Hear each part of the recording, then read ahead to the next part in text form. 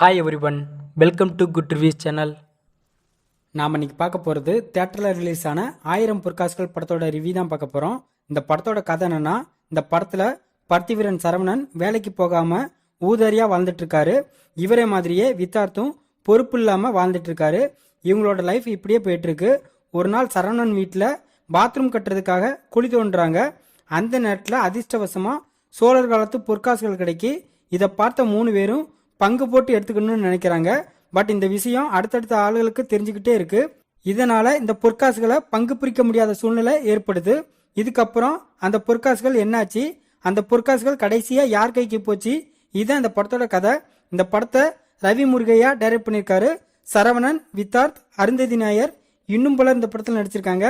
இந்த படத்தோட பிளஸ், படத்தோட டைரக்டரான ரவி முருகையா காமெடி டிராமா கலந்து இந்த படத்தை சூப்பரான என்டர்டைன்மெண்ட் மூவியா பிரசன்ட் பண்ணியிருக்காரு.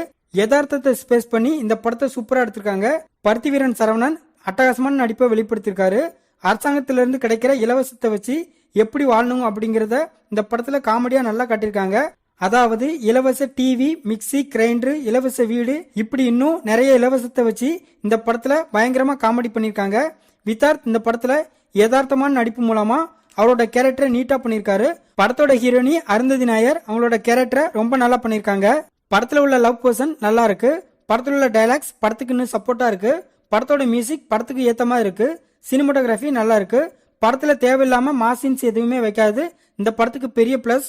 இந்த படத்தோட மைனஸ், படத்துல சில லாஜிக் மீறல இருக்கு. இது தவிர இந்த படத்துல மைனஸ்ன்னு சொல்ல பெருசா எதுவும் இல்லை.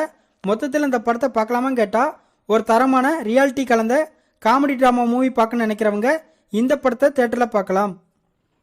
இந்த வீடியோ பிடிச்சிருந்தா லைக் பண்ணுங்க, ஷேர் பண்ணுங்க, சப்ஸ்கிரைப் பண்ணி சப்போர்ட் பண்ணுங்க. Thanks for all.